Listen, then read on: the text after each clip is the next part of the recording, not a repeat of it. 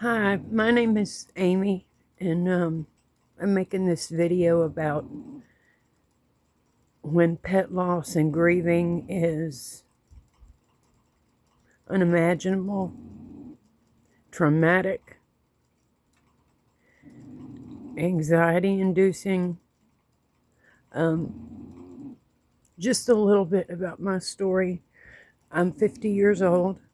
My husband and I got our first bulldog back in 1996, and she was 2 years old. Um, we instantly fell in love and knew that was the breed for us.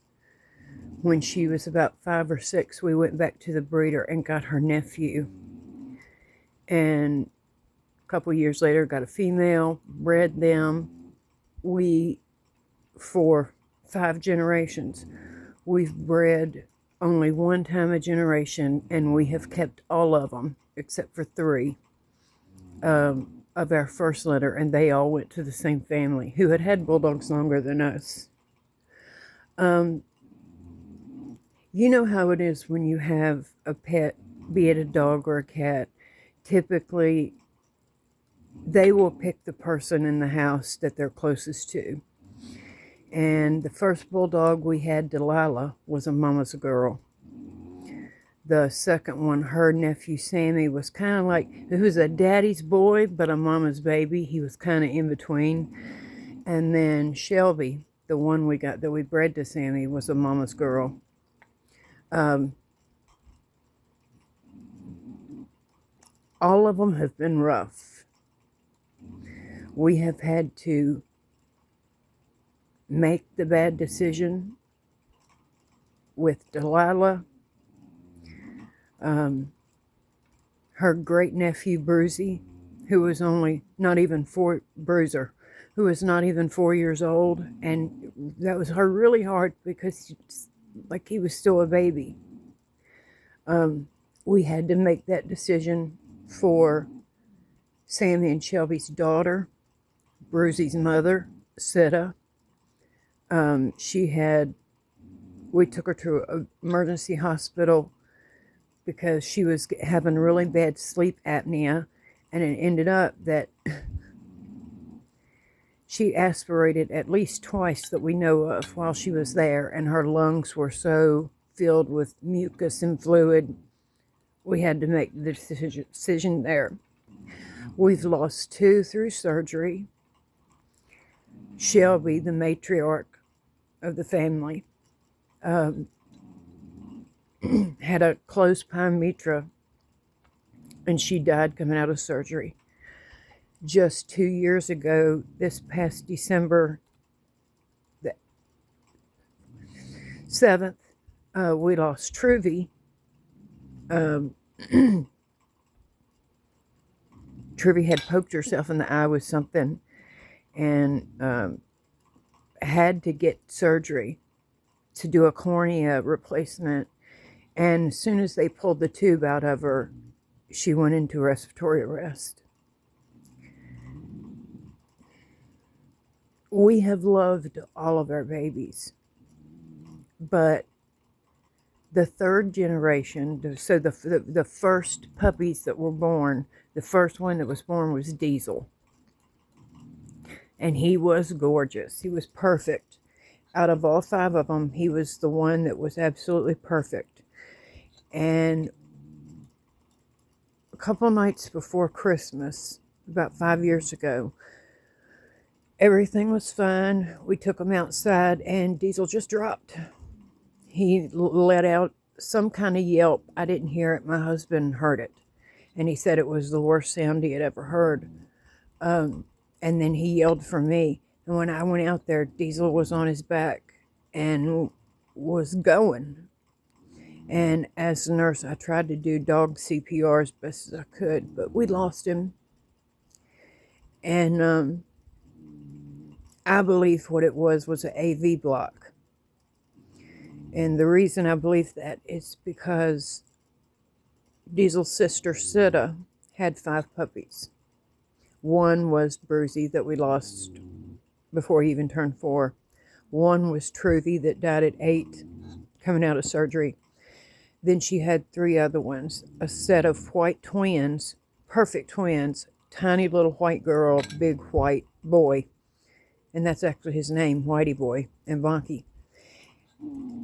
But the first one that was born of sitters was Teensy. And I know most people don't believe in this, but when Sitta was pregnant, her mother, Shelby, had just died about 6 months before, so I was in pretty deep, not as much grief at that point as I was depressed, because Shelby lived in the bed with me 24/7. I prayed for God to send me Delilah back. Complete alpha, queen of the house, really bitch of the house. Just that queen attitude, that alpha attitude. I said, I wanted her to look like just like Delilah. I wanted her to act just like Delilah. But Delilah used to lay in my arms like a baby on her back, and she would move her head back and forth like this. She'd want me to rock her. But I've never had her or any of the other ones that would sleep with me. So that's what I begged for, was basically Delilah's soul to come back, for it to look and act like Delilah, but for her to sleep in my arms. And the very first baby that came out, bulldogs have C-sections. The first baby that came out of sit-up was put into my hands, and she looked identical to Delilah, and she even had a white A on her side, and her brown was perfect white A, and that was my teensy. And I love all my babies, but I had a bond with Teeny that I had never had. Not to that extent with any of them. She was with me 24/7, 365 since the very second she was born. I was the first person to hold her. I was the last person to hold her. I have lupus and really bad arthritis throughout my whole body, even though I'm only 50. And Teeny always knew. And she would come close to me and just almost like she was babying me when I didn't feel good. And she slept in my arms every night. It started when she was maybe about 3.5, 4 weeks old. It just shocked me. I couldn't believe it. She crawled up in my arms, laid on her back, and went to sleep. And from then on, every night of Teensy's life, she slept in my arms with my right arm underneath her arms and her head under the pillow, and then my left arm over her back. And we fell asleep with me rubbing her belly for 9 years, 10 months, and 4 days. On April 10th of 2025, something just told me something wasn't right with Teeny. I wasn't sure what, but it was almost like she was telling me that our time was getting short. That's the best way I can explain it. Like, it was just a feeling like something's wrong, and it's not something easy. And I took her to the doctor, and she had congestive heart failure. Then they did an EKG. And on top of the congestive heart failure, she had a 3rd-degree AV block. That's when you've got 4 chambers of your heart. The 2 top atrium and the 2 bottom ventricles are not speaking to each other correctly. And it's for a human, it's why we get pacemakers. Okay? Because it's an electrical miscommunication. And you'll go to have a heartbeat and nothing will happen. And you'll go into AFib or VFib and die. It's instant death. They told me she would only last, I said, how long? And they said, it could be days, it could be weeks. And I said, well, what's the longest time? What are we talking here? And the cardiologist said no more than a month. And that was April 10th. of 2025. I spent the next couple of months like preparing myself every day for it, and then nothing happened. And I took her back to the vet, and actually, we don't know why, but she said her heart rhythm is better than it was. Like and I have no explanation for it. She's on medication for the CHF, but nothing will help an AV. So it's almost like that feeling of she's leaving anytime soon lifted. And what ended up happening was the week of she would have been 10 December the 8th of 2025. Around the November the 29th or 30th, she started not acting right. She wouldn't eat her cookies that she used to cry about.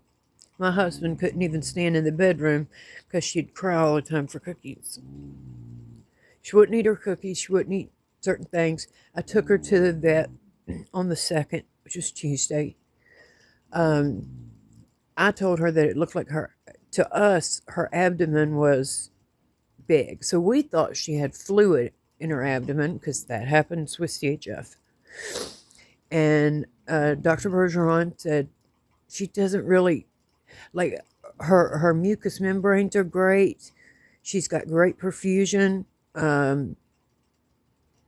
It's possible she just don't feel good. And she felt her abdomen and said, everything feels fine. So we came home. Well, Wednesday she got worse. Now she wasn't even eating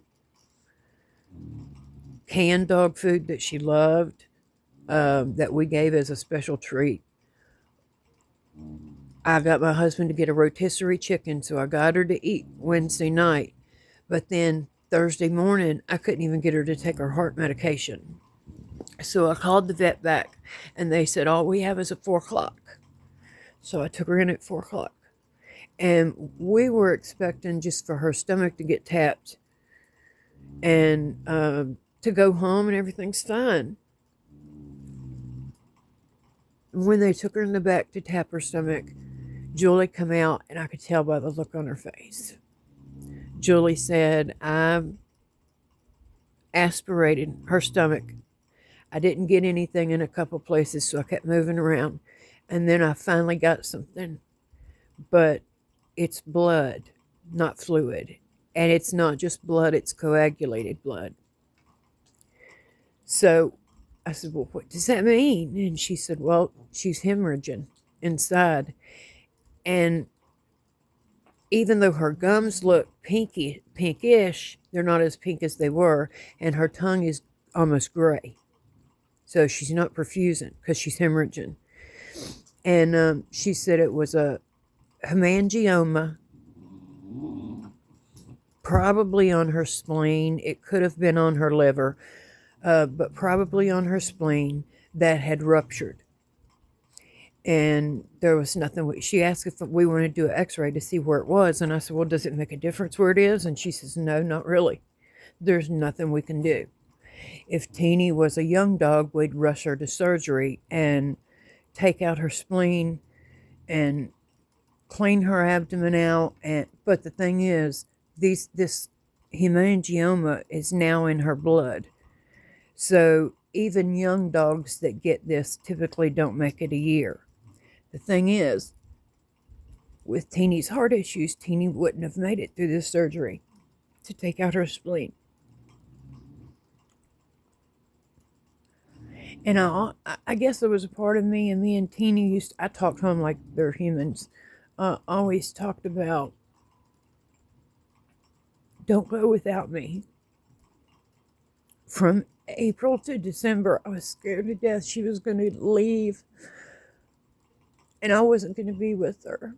I only left the house once a month, and that was to go to my doctor to get my lupus meds and have my labs checked, because I had to do that. But I would call my husband the whole time, making sure she was okay. Remember, they told me the AV could happen at any time. So I was with her constantly for 8 months. And 8 years would not have been long enough. I asked Julie, she's dying on me, isn't she? And she said, yeah. And so I said, is it time? And Julie said, yeah, Amy, it's time. There's nothing we can do. She's in a lot of pain. And my husband went out and got the blanket out of the car, and I laid down with her the same way we laid down every night. And I told her the same thing I told her every night. That I loved her more than anybody, anytime, anywhere. And that she was the love of my whole entire life. I told her that every night for years. Every night. I never missed a night. Never missed a night. I have lost a lot of people in my life, starting at 4 years old when my grandfather died. The only person I felt like really loved me. I've lost my best friend. That was the closest thing to a sister I ever had. I lost the closest cousin to me. But I don't know if I've ever felt grief like this before. Because to me, I lost a daughter.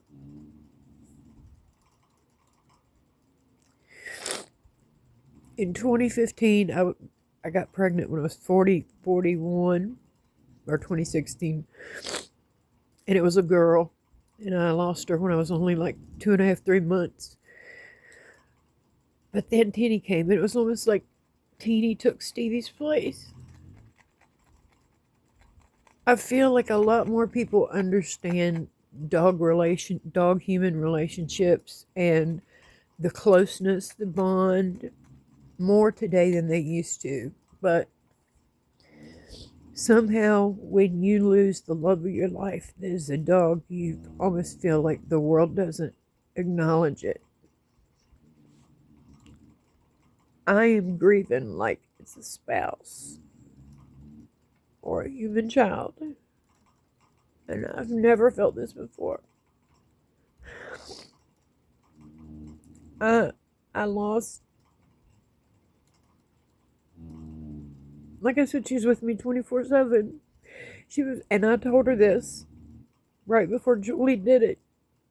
I said, you're the most perfect thing that's ever been in my life. You're perfect. And I used to tell her, you're so beautiful. You're the most pretty girl in the world. You're the most perfect thing. And she was to me.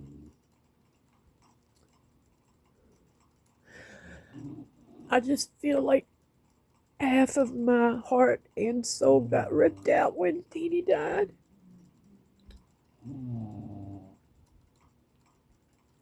She died on December 4th. Today is what, January? I don't even know. I don't even know what today is. It's the 9th.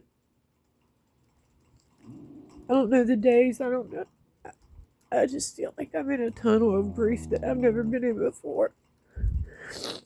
I miss her so bad.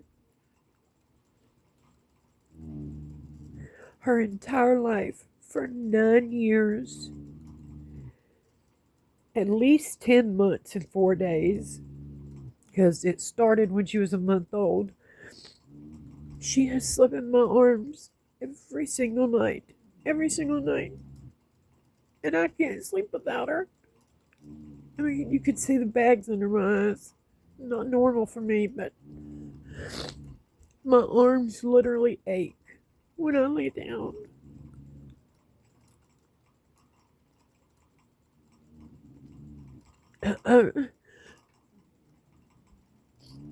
Every part of my body aches from grief. It's been a month and 5 days. It feels like it was yesterday. I even had a cuddle clone made of her. And I put her ashes in its little pocket. And I sleep with it every night.